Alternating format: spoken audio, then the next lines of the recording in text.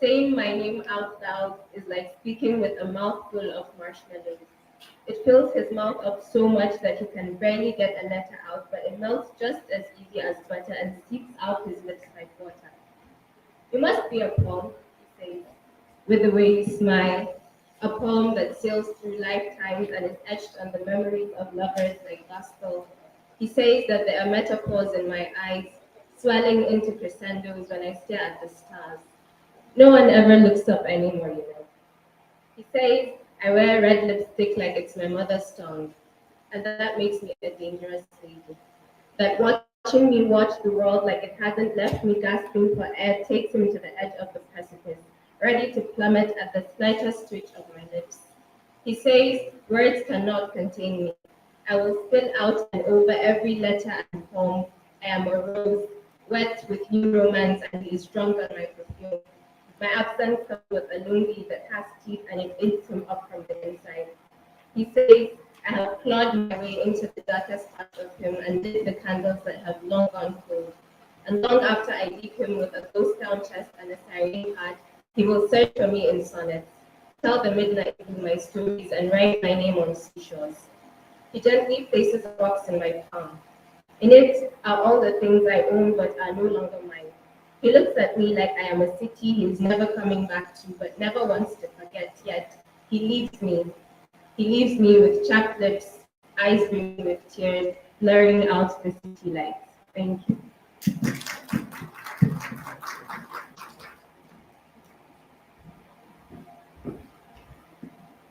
Thank you so much, MYZ.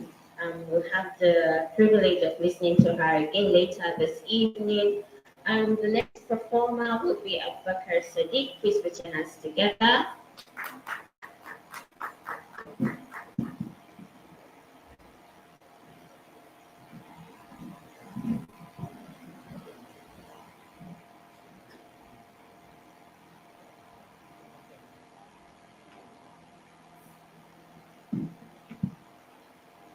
Good morning, everyone.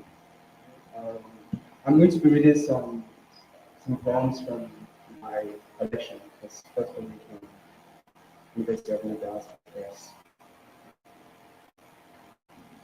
Introducing Bobby to the cyber, just so we're clear, you were not allowed to ask how these cars came to be. Usually, response questions concerning lineage. I did not choose to wake up and find my family gone.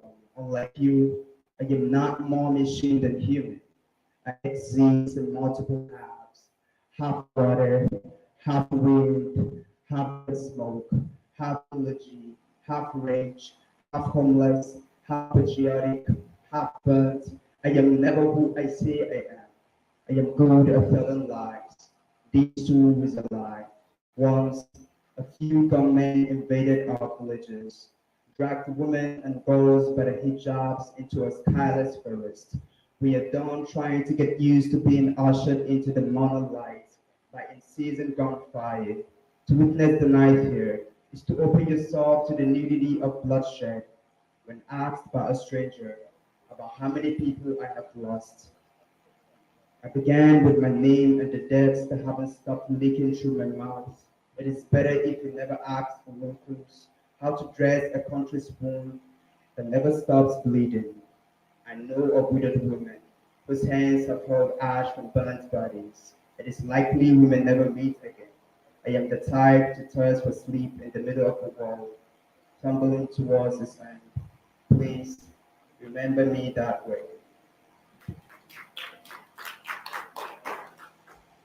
As poetica with a broken shahada, it is too late to pray that the next salat my people stand to offer doesn't turn out to be another janazah.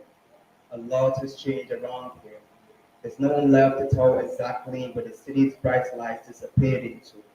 After a quiet walk through an empty neighborhood, Bobby tells me that the blood stains and a stain strewn across the pavement came from bodies and shared playgrounds with. Congratulates. My friends have all faced the wind in their lungs. That she might the dead before I write the next line in this poem. I confess there are days when language alone cannot save you. people wish to write poems where they don't have to bury the lovers within metaphors. My people write poems and put blindfolds over lines that remind the world of their beauty. My people were too tired of being killed to give two shits about lexicons and WhatsApp. Ramadan sends me a voice note to tell me my people are being Hamahajan out of their homes. I watched the video of a boy laying in a pool of his blood with a bullet between his ribs, his tongue pushing the Shahada just halfway out of his mouth, just enough to tell Allah to please pour a rain of sunflowers over his body if he can see this.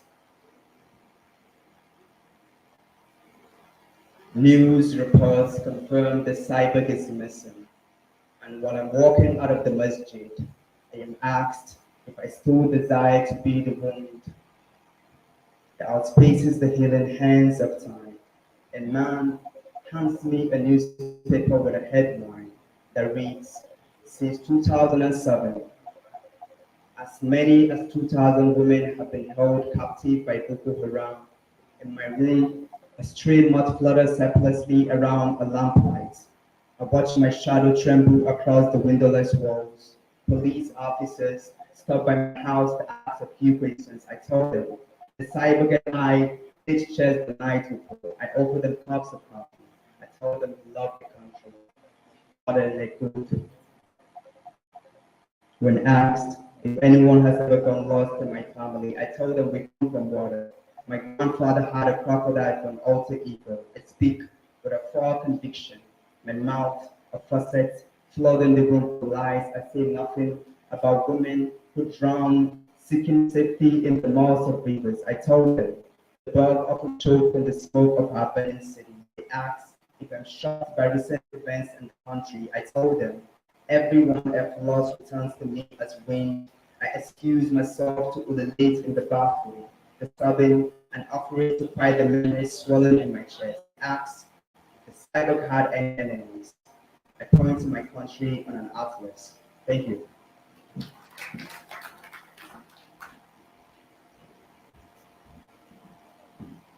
Thank you so much, Alpha. His poems are always so moving and so deep and so sad. Why don't you guys like Francis at poetry? Anyway, our next, the second stop for performing is reading. So please put your hands together for Paul Leah.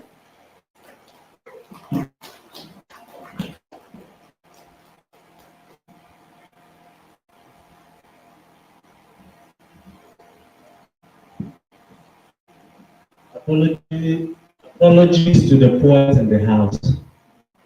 I've been relegated. They say I'm no longer a poet, but a critic.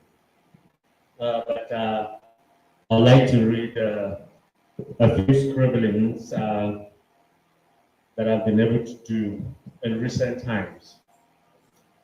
And this poem is titled, "This Country Will Kill Us." I suppose it was inspired by one of Pash Amoneni's poems. And it goes, "We have remained in this maddening space called home, counting the bones of those whose spirits are drowned in the stream of death, to be a testament to the anguish that tugs our bellies, reminding us of earth's glories and the valor of forebears whose names we bear. We that have remained aren't better than those who have gone before us to seek the eagle's leftovers. The night watches us in silence. Soon, we too shall perch in the nest of light in search of the meaning of homeland, deprived, while basking in the giggles of summer. We are fallen, hungry, and tired, but our dreams keep us awake every night, nudging us to light the firewood of our future one more time before this country kills us all. Thank you. So I'll read another one. With me, I don't. It's not always that I read a festival, so please use this opportunity and do another one. So this is titled Gaza, And it's in honor of the thousands of women and children and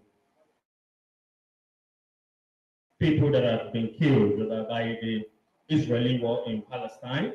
So the poem is titled Gaza. Our memories have failed us. That is the subtitle, Gaza. Our memories have failed us.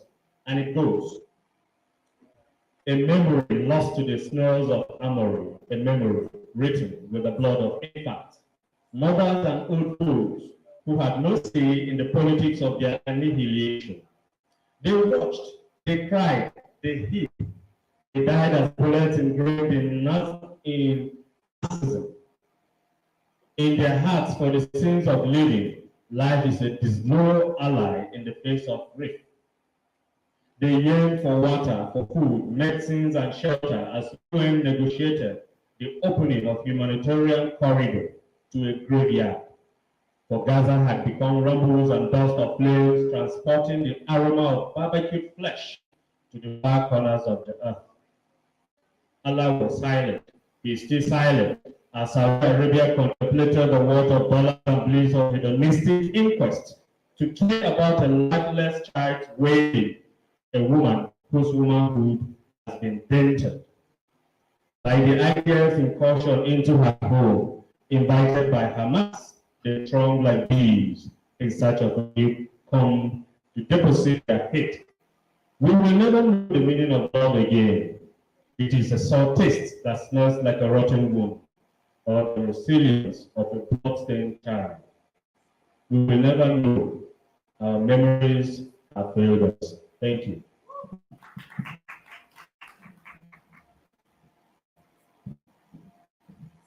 I want us to get Paul to publish this poem so that we can critique it. There's something that has never happened before. We have the privilege to have Professor Ibrahim Malumfashi on our stage, the first time performing his poetry anywhere. I mean, anywhere.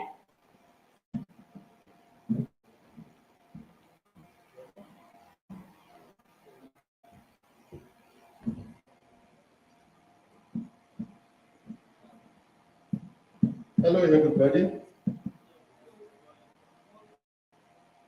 I just don't know even how to do it, as I have never in my life read my poem anywhere. I only write and then release, and then probably I don't trust myself. I don't even trust my voice. I don't even trust anything in me. But for the first time, I will read a poem. Oh, I don't even want to call it a poem. My thoughts way back in 1992, about 32 years ago. Why I didn't probably going to read it is because 32 years ago, so many things happened that when I look today, I found there's really no difference in those 32 years of our existence. The poem is entitled From the Eyes of My Neighbor. If you care to look around the habitation, your eyes open, looking with ease, not trepidation, you will find my abode and that of my neighbor. I live up there, if you cannot locate it with ease, where only millet grew with haste to sustain the peasantry and those in power and business. I live up there where the environment is wicked, harsh, tormenting, and degrading. The air so dusty, the sun scorching mercilessly, it rises early and sets down late than later. I live in that country, the nation, cursed and deluded by infants. They call her the most populous black nation, but in her is nothing but darkness, accursed by peasants and discarded by the leaders. Move slowly. Round the corner, you notice a slum where paupers hang around. You see the cycles parked perpendicularly. It is not a sign of affluence, but of servitude, modern slavery. After the corner, you notice the mansions, architects' dream buildings, colorful and lined up like parade at ease. I live in that region, but not in affluence, because as you move around, you notice where I'm about, where Mother Nature refuses to bless. The serenity is absent, like Siberia, chaotic, as you have all that matters, affluence and poverty, the paradox of living in an angered country. House breaking, stealing, hemp smoking, and prostitution, gambling, heavy drinking, and thuggery. All-night political meetings, birth and death, amid the harsh environment. Merrymaking, hatred and agony, but then peace reigns sometimes. At night or daytime, when the households are out, making ends meet, or in the early morning, when all seems as dead, that is my time of stock taking, of imagination and good dreams of our daily living. In this kind of morning in my neighborhood, I found Albert for reminiscence, lost in thought and the mirror image of my society. I see in the mirror reality, the wealthy and the paupers, the tall, big, Baroque architecture, the slums, the ghettos, and the riverlike palace. One early morning in my neighborhood, far away from the buildings, by the hands of cattle looking for fodder, I had the reading from the sociologist student son of my neighbor, the voice trailing and voicing his content from the mind of the Ron Barrett Jr. A nation is an amalgam, he said, of critical decisions made at a crucial fork in the road. A nation is a choice. It chooses itself at fatal forks in the road by turning right or left, by giving up something or taking something. He continues. And in the giving up and the taking, in the deciding and not deciding, the nation becomes which nation? And even after the people and the nation defined by the court, and the decision that was made there, as well as the decision that was not made, engraved itself into things, institutions, models, tendons. I see. You also know the first decision requires a second decision, and the second decision requires a third, and it goes on and on and on and on until one day the people wake up and discover that they are mad, corrupt, and divided, and that they build war, hatred, and blood into the very air they breathe. Silence, as even the sky could not have been an English. The womb where my nation is in between the roads, but where are the roads? Is it the straight one that leads to despair, or the bending one that forces the vertebrates to break to pieces, or that which threatens and pains our souls? How can the people take one leaving the other when we are blind despite the shining retina? We are not on the road to anywhere, and there is no road for us to follow, but long, tortuous, and hazardous landscape, leading to a valley of despair called a nation, agoraphobia all over. Early that morning, as I hurried to my cooling spot, the breathing air making my veins shiver, I felt at ease with myself for a time. I felt that I can live with this forever, despite the agony that is my soul, despite the uneasiness and dilemma, moving with cattle speed, the dampness of the weather soaked at my feet and trousers. Just before the bend to my quarter, the house well fenced like maximum security prison, with a big bowl like a baker's dish, looking up to the sky for stars information. I had a chill came with high frequency as a hand tried to switch from MW to SW, news from abroad, America, Britain, Russia. I stood there, my gaze fixed as if in a dream. It then came to me, right, the sudden birth of our daily living, our loyalty, patriotism, nationalism, broken down to ashes, while our ideal lay with either capitalism, socialism, or communism, or that hollow grip of neither east nor west. They are nothing but empty words, as their grief and thousand times attributions will not fill the beggar's ball, nor will they help to make his soul at ease from his aims of many years. Degrading, hypocritical, and psychopathic life is what the reality is. That's how we are, because I care. I care for my land, people, and myself. The state machinery care less for me. The people live with empty words, the state with the reality. All day long, their Anaviria and Abosa officials, with their apocalyptic tongues, have been asking, what have you done for your nation? Not what the nation has done for me. National self-reliance or foreign economic slavery, the choice is ours. They rant about. No, the choice is theirs. They are the shadows of our debt with the Paris and London clubs. Not once was I ever invited to say my mind on that donkey's load. They dined and wined over my fate. They came back with brocades and wristwatches and a lot of hard currency to wine and dine at home over their victim in getting through their sucker punch, that deadly, poisonous sonic punch that only makes me and my neighbor shriveled like plants without nitrogen. I can't think of it. Why are they saying the farmer, the doctor, the teacher, help make this nation great? Why should I? Why should they? When do they know that I exist or they exist? Is it when you are urban granaries, emaciated, or when the streets you live are dingy and unkempt, or when you need a tender, loving hand over your little newborn baby? My nation, the early morning birds that scuttle around, hopping from one branch of tree to another, not aware of my turmoil and burning heart. What have you done to show your appreciation for my hard work? What? Is it not that I am still of this nation when you have milked her out, destroying the keys to the treasury, and throwing any evidence to the ocean, leaving us with nothing but crumbs? My nation, what have you done for me when my little daughter was sent off from school for lack of writing materials? What have you done for me lately when my darling wife was sent off from public clinic for lack of drugs? What have you done for me when my little son died of anger amid the plenty in you? What have you done? As I move physically towards my Abba, and through you with mine binoculars, I see nothing but ghettos, Gideon Ubek, Mile 9 of Morocco. When I look around, I see the slums of Rigasa, Bahafia, and Damboa. I then ask, what is the purpose of government? Exploitation, cheating, harassment, sucking the blood and tears of my kind? I am the government, they say, but how? I am the government, they say, but how? When I wake up every morning with empty stomach, when I walk around hundreds of kilometers to get water for my family, how can I be such an irresponsible governor when the treasury is me? No, I'm not the government, but some others who can move mountains to get their way, who bank the treasury abroad and will throw it in pieces. There and behold, I look into the horizon as the helicopter hopped over my head, waving to me, piloting with laughter, with third mind and block thought. I went back. The sky cloudless, the rising sun diminishing, reddish, big, dissolving and scattering. How I wish I can fly and run away like the birds do and be safe from this tormenting life. But then I'm not a coward, as I heard over the radio, blaring, the country needs us. We have no other country but Nigeria. I say, who are us?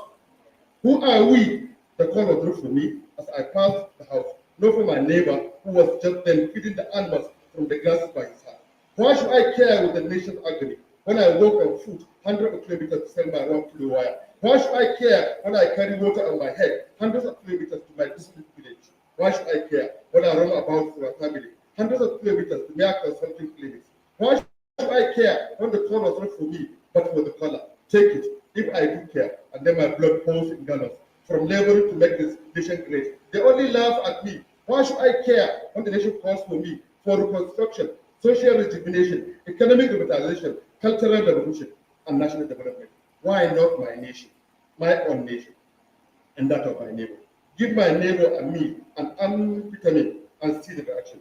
The local national news was on when I arrived at the veranda with empty garage full of assorted things, baby doll, things of different shapes and sizes, stones, dust, and pieces of glasses all over. A signpost while the young goat played to release attention from aggressive parents. I sat down, facing the eastern side, because then I had a lot of echo with an activity at an apogee of disaster over an alfresco. They can't help it but to advocate like architectural individuals. They were totally lost, but not my neighbor. He was never taken by amnesia because of the catastrophic disequilibrium of the nation state. He never prayed for the West to amortize in any way the nation's economic debt. Why? He always asks, a betrayed nation like ours needs a bailout. He was never malignant, but fair, a burning individual, my neighbor, but very, very close, in stature. Always with a platoon carrier, which he referred to as for making those exploited blotchy. Now, when I look into the eyes of my neighbor, a laborer tilling the soil by his two-room dingy hut, I see disaster. The parable of the dingy hut is like that of a spider. When its point is waved around the window, small wind carries it off. Or if the owner of the house at the end of every month clears up the rubbish, the dirt and dust, the spider gives way. The spider is shelterless, homeless and lost, a refugee with no official recognition status. From an opening, I saw the wife with her buffoon statue raising the pest, manipulating with the porter to get the morning meal ready. I saw the perspiration on her shoulders, the tiredness and the exhaustion, but pest with ease. She does. From the husband to the wife, my eyes ran helter-skelter. I see in their eyes smiles, smiling for nothing but dejection, uneasiness, and uncertainty. I thought that over. How can a nation have hope on these people? They live not because they want to, but because death has deserted the family for years.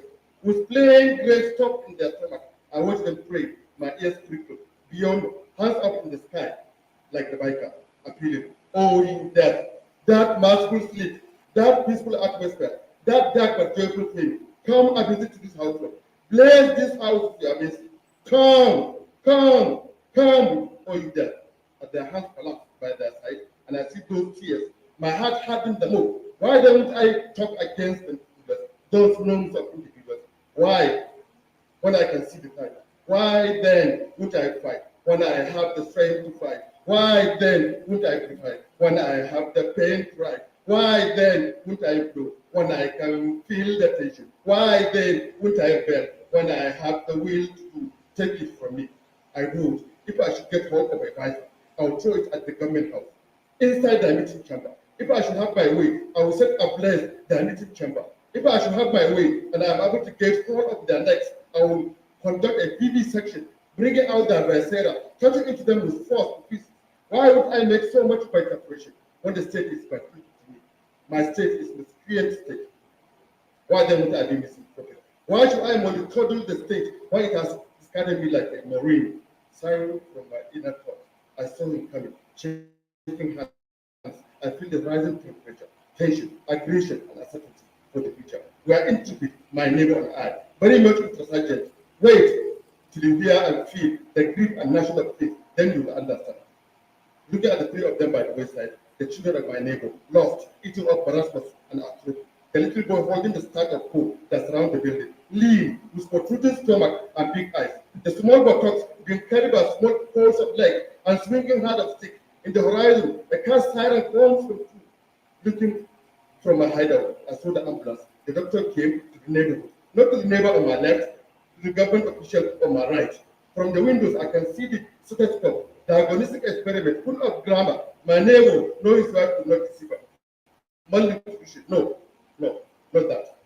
Protein, calorie, undernutrition. The officer's son, protein, calorie, overnutrition. The little girl, he told her measles. What a trajectory. It should have been measles. It should have been measles. You eat to live and move about. You move about to get food to eat. In my neighbor's house, the food is millet, dried corn, sorghum, and ground cassava. No vegetable, legumes, tubers, fruits, nuts, with their excessive body, pneumonic blood combined to produce in them bad dietary system. In the air, mental acuity. From the dancing, I see the eldest child, that loving lone star of our parents, moving with hardness, trepidation, the body full of rashes, like the stem of biological tree, knees swollen, the hands like that of a stillborn calf. By the stack of sorghum, very near the peg of the animal, stood the motor, the pencil, hanging above the head of the eldest child. Just beside the motor is a small river, while the dish, washing and bath for the small ones are carried out. The wife stands with stack of used dishes, full belly, not with food, but fetus, strapped at the back, a lactation child, winning like a fish. The head as big as watermelon, the legs from the rabbit like spider's spin leg, long, soft, and beautiful. That night, I could not sleep. I put a note by my side with the drawing of the day's stock taken, annotated, fragile, handleless care. Look around, there are signs. Look around and feel the tension. Look around and set my mind on the manifestation of the socio-economic crisis of this land. And then came the month of August. Some 8 weeks after my visit, there by the wayside, looking into the eyes of my neighbor, that early morning, his land lost its greenish, the frustration to get caught at home black. We see a soil erosion, famine and desertification. The rain comes in trickles. When it blows, the plants give way. When the plant ripens, come drought and locust invasion. Looking in the eyes of my neighbor, I see hunger, I see poverty, I see death. I have almost lost hope of survival. But then a ray of hope shines as I look into the eyes of my neighbor. I see the will to fight. Even with small stick of village, I can see those coming, the children, the kwashiorkor, the marasmus, and the small pox beware the heirs of poverty. It is the mother's disease and vitamin deficiency. Over there, and that from oil, and vitaminosis A, with all these and their late chemical malnutrition, they will fight to death. Looking at my neighbor, I can see the question: why would there be rebellion, destruction, and death? Yes, action. I was at the marketplace for month end. I saw people moving, thousands of them without transportation. I saw women workers. I saw women workers working endlessly with black nylon bags, collecting non-nutritious food stuff. At the same time, I saw the beans and the cocaines wandering the empty streets. Some bags at the marketplace, I can hear the selling and the buying, like pendulum, from one side to the other. Oga, give me the rotten tomatoes. They are cheap and move, but poisonous. On the other side, I saw the slave girl buying baskets of tomatoes with garlic and onions. I saw also the woman buying clothes. While the house boy bought 2 kinds of bachara, so also the bowls for mustard dog and cat. While the old woman bought them, not for dog, not for cats, but dog and men and women, the cats and children of the purpose left. Thank you.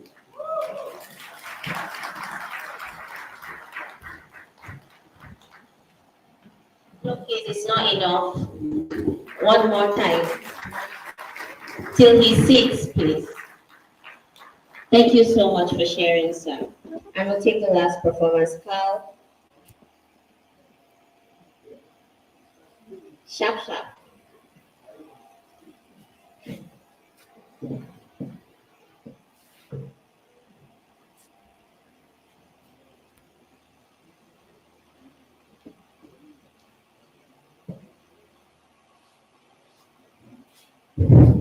Title of my poem is Redshift. I feel like I know you again, while somewhere else the universe stares, an evolutionary soup, ignorant of our hormones. But is it true that it is? For it was its plot, wasn't it? That one day we would meet. At the cardinal point, not so errant, but always guided by a tuning fork. It is in my hands now, like an intergalactic talisman, but which I feel incapable to harness, the more graspable this love becomes. Metaphors are exhausted in this time of our lives. I, already a dying star, though our luminescence meets. This is how to make something out of dust. To forever be here, mutating in the consciousness of the Milky Way, and arriving several generations to know you again. Thank you.